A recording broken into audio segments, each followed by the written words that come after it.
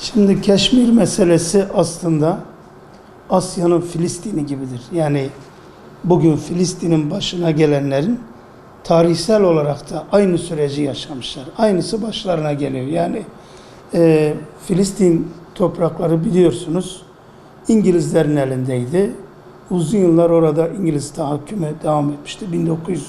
1917'den itibaren 1948'de İsrail melun devleti kuruldu orada. O çete örgütü devletleşti maalesef. Aynen bunun gibi İngilizlerin hakimiyeti altında olan Hindistan'da da 1947'de bağımsızlık ilan edilince Filistin'deki tuzağın aynısını orada kurmuşlardı. Ne yaptılar? Filistin'i İsraillere bıraktılar. Büyük çoğunluk orada İsraillerin tahakkümünün altına, zulmünün altında bırakıldı. Yani çoğunluk azınlıklara terk edildi. Halbuki dünya, Birleşmiş Milletler öteden beri şöyle bir kanaate varmıştı. Böyle kuralları vardı. Ülkelerin kaderini ülke halkları belirler. Bu da işte referandumlarla, halk oylamalarıyla belli olur. Hindistan ve Pakistan ayrıldıktan sonra şöyle bir karara varıldı. İngilizler Gandhi'nin bağımsızlık mücadelesi sırasında bir takım tavizler vermişlerdi. Demişlerdi ki artık İngiliz valisi yerine bölgedeki halkın seçtiği valiler yönetimde eyaletleri yönetsinler. Eyalet valileri Müslüman ve Hindulardan oluşuyordu. Oradan çekildiğinde ve bağımsızlık olduğunda eyaletlerin ikiye ayrılmadan itibaren Hindistan'a mı, Pakistan'a mı katılacağı konusunda da şöyle bir karara varılmıştı. Halk kimi isterse. Ancak eyaletin başındaki valinin imzasıyla hangi tarafa geçildiği belli olacaktı. Şimdi orada da şöyle ilginç taraflar, ilginç eyaletler vardı. Mesela Haydarabad eyaletinde çoğunluk Hindu, başındaki vali Müslüman. Vali Pakistan'a bağlanmak istedi. Hindistan bunu duyunca dedi ki ben savaş açarım. Vali buna cesaret edemedi. Bu şekilde Hinduların çoğunlukta olduğu yerler, valileri Müslüman olsalar bile Hindistan'a bağlandı. Ama Keşmir'de çoğunluk %90 oranında Müslüman olmasına rağmen o zamanki vali Hindu idi. O da açıktan direkt bağlanmak yerine ortada kalmayı tercih etti. Bir türlü iki tarafa da yani normal şartlarda referandum yapılıp Keşmir'in Pakistan'a bağlanması gerekiyordu. Ancak buna valinin onayı gerektiği için vali bu imzayı atmaya yanaşmadığından o iş ortada kaldı. Taraflar sıkıştırdıklarında Birleşmiş Milletler tekrar devreye girdi. Savaşların önlenebilmesi için. Dedi ki eninde sonunda referandumda buna karar verilecek. Halk kimi istiyorsa o tarafa verilsin. Bu referandum kararı bugüne kadar yürürlüğe konmadı. Niye? Çünkü Hindistan çok iyi biliyor ki Hindular nispeten artmış olsalar bile Müslüman halk hala çoğunluktadır ve ne zaman referandum olsa halk Pakistan tarafına geçecek.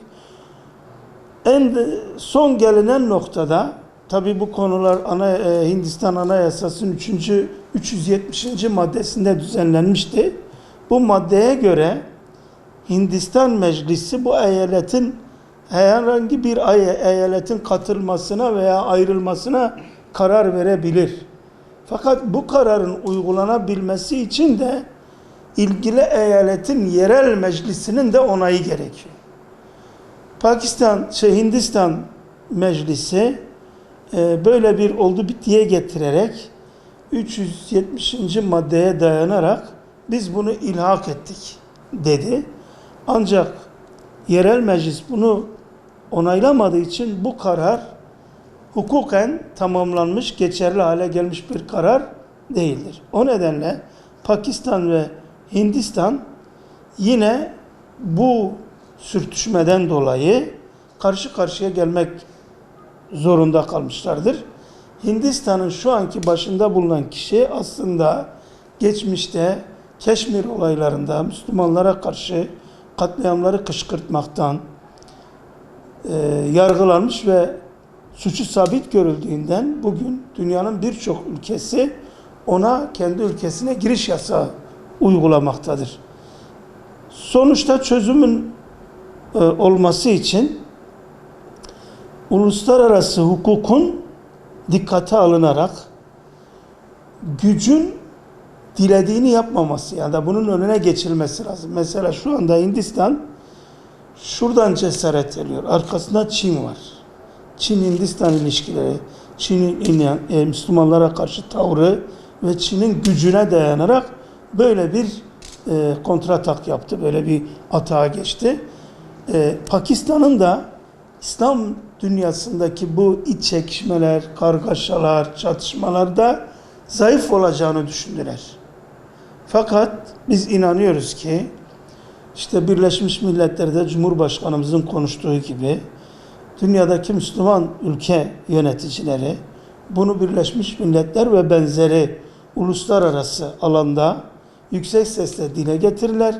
Keşmir halkının hem uluslararası hukuka uygun hem oradaki yürürlükteki kanunlara uygun haklarına kavuşmalarını sağlayabilirler. Şu anda Hindistan o halkın tepkisini bastırmak için uzun belki 50 gündür bir sokağa çıkma yasağı uyguluyor.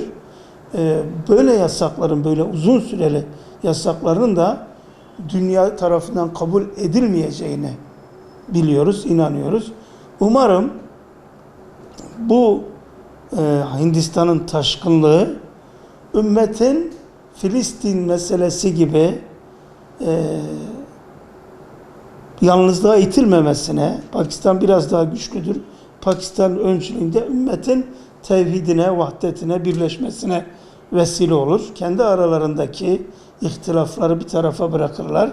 Bu gerçekten Hinduların Müslümanlara karşı bir tacizidir, bir tecavüzüdür. Bunun önüne geçmek için de ciddi bir birlik.